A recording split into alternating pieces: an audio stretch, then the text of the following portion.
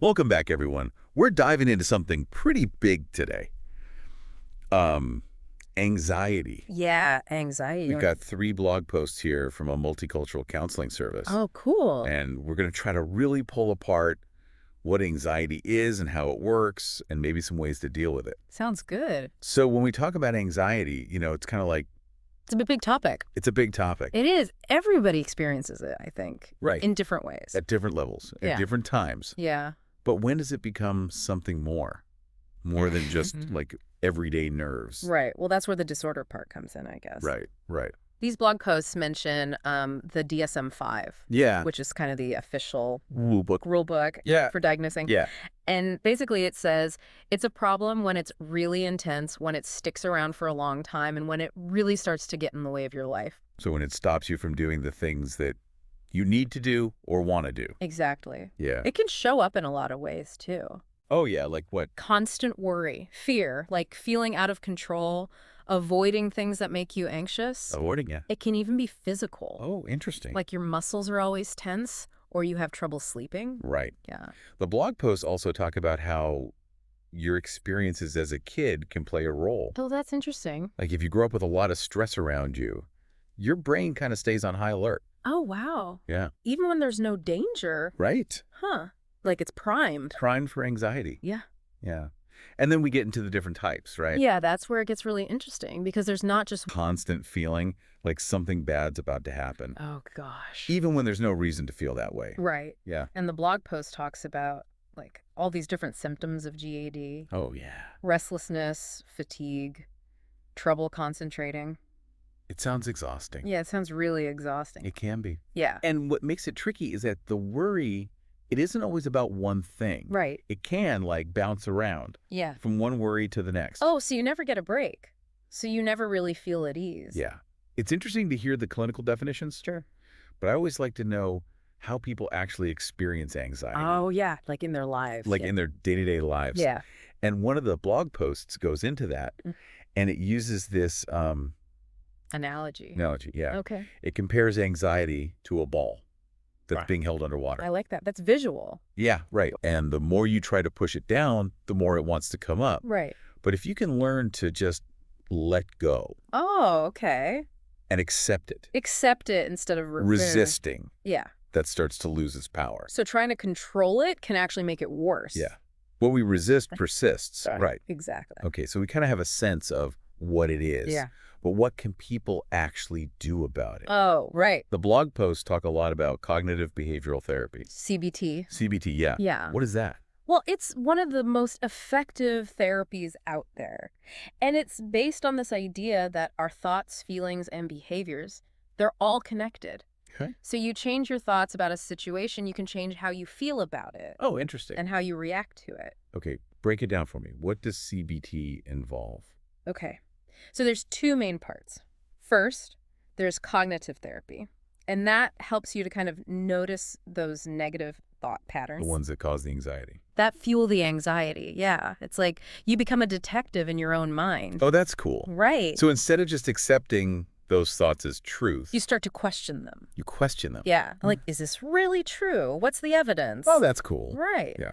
And then there's exposure therapy, Exposure therapy. which is all about facing your fears, Yeah. but in a safe way, In a controlled way, yeah. in a controlled way. So instead of avoiding the things that make you anxious, Yeah. you gradually start to approach them Little by little. little by little until they don't have that power over you anymore. Yeah. So it's like dipping your toe in the water instead Yeah. of jumping in the deep end. Exactly. I like that. And the great thing about CBT is it usually has homework. Homework. Like real homework. Yeah, so you get tools that you can use in real life Oh, wow. So you can practice to practice. Yeah. And it's like you're rewiring your brain to respond differently. to stress and Ah. anxiety in a healthier way. Oh, that's amazing. It is. Yeah. Yeah. So CBT, that's about tackling those thought patterns Yeah. and behaviors. Yeah. But these blog posts, they also talk about mindfulness therapies Mhm. like MBCT Yeah. and MBSR. Right. Mindfulness, it seems to be everywhere these days. Yeah, it is. So what's the big deal? Well, mindfulness is all about like being present. Present. Yeah, really present. Not letting your mind race ahead to the future or dwell on the past. Oh, yeah. It's about tuning into your thoughts, feelings, and body sensations, like right now, Hmm. in this moment, and without judging them. So you're not getting swept away. Exactly. It's more like, oh, there's that anxiety. Interesting. Oh, I see. Yeah. It kind of reminds me of that ball analogy. Yeah. Instead of fighting the anxiety, you're just kind of watching it, letting Yeah. it come up without pushing it back down. Exactly. That's a great connection. And the really cool thing is that research actually shows that mindfulness can really calm the mind down. Yeah, and it reduces stress, and it can even help with focus and decision making. Wow. So it's like you're training your brain to be more resilient, less reactive to all that stuff that life throws at you. Right, right. Yeah. Okay, so we've got CBT, we've got mindfulness. Yeah, Those are some pretty powerful tools. they are. But the blog post also mentioned some other things that can help with anxiety, Oh, yeah. Like what? like yoga, meditation, even natural supplements, Oh, right. like omega-3s. Right. It's all about kind of a holistic approach. Holistic, okay. Yeah, recognizing that anxiety isn't just in your head. Yeah. It affects your whole being. Yeah. Body, emotions, everything. It's that mind-body connection, right? Exactly. So if you're neglecting your physical health, Yeah. that can definitely impact your mental health too. It makes sense. Yeah, It all ties together. absolutely. The posts also touch on medication for anxiety. Oh, yeah. What about that? Is that something you'd recommend? It really depends on the person and how bad their anxiety is. Oh. Medication can be helpful, especially like in the short term, just to manage those really intense symptoms and give you some relief. It's like a Band-Aid. Exactly. It's not a long-term solution on its own. Right. Because it doesn't really address the root causes of the anxiety. Right, yeah. That's where therapy comes in. And those lifestyle changes. It's Right. about developing those coping skills and strategies to help you manage the anxiety in the long run. Okay, so medication maybe to get you through. Yeah, to get you through a rough patch. But then you need to do the work. You got to do the work. And the blog posts really stress that it's important to work with, like a professional, Oh, absolutely. to figure out the best approach. Yeah, a qualified healthcare professional. Because self-medicating is never a good idea. Right, right. And everybody's different, Yeah. There's no one size fits all. It's about finding what works for you, whether that's therapy or medication or lifestyle changes or, some combination of all of those. Yeah, a mix. Yeah. Reading all of this, it just makes me realize how important it is to really understand anxiety. Yeah. It's not just about being a worrier. It's so much more complex than that. It is. And what really struck me in these posts is how much they emphasize getting help early. Early. Yeah. The sooner you reach out for support, the sooner you can start building those skills to manage it. Right. Before it gets out of control. Exactly. And prevent it from taking over your life. Yeah. It's tough, though, because there's still so much stigma around mental health. Oh, I know. But there's no shame in asking for help. Absolutely not. It's actually a sign of strength. Yeah, exactly. And, you're not alone in this. Yeah, that's so important to remember. Anxiety is so common.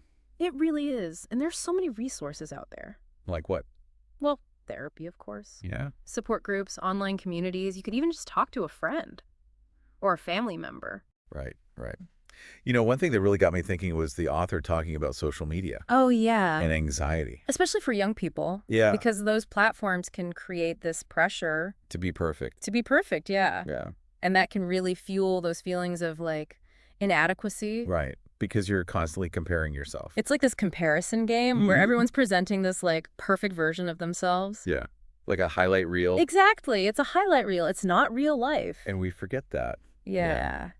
Another thing that surprised me, they were talking about anxiety in babies. Oh, wow. Really? Yeah.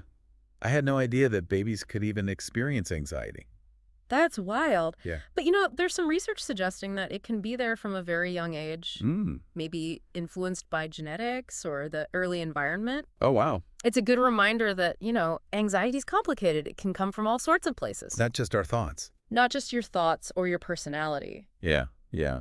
And one more thing that jumped out at me. They were talking about how stressful things in adulthood Oh, yeah. can make anxiety worse Oh, or even trigger it. right. Things like exams, job interviews, job loss. Right.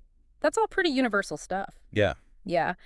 And the key takeaway there is The importance of having healthy coping mechanisms In place. in place, yeah, to help us deal with those Yeah, challenges. stress is going to happen. Stress is inevitable. So you got to have that toolkit Got to have your of toolkit. strategies that you can pull out when you need them. Yeah, and that toolkit might include things like, relaxation techniques, Hmm. like deep breathing, Yeah. or mindfulness exercises, or even just like taking a break, Doing something you enjoy. doing something you enjoy. Exactly. It's about finding what works for you Right. and putting together like your own personalized anxiety management plan. I love that. Yeah. And there's one final thought from these blog posts that I wanted to touch on. Okay.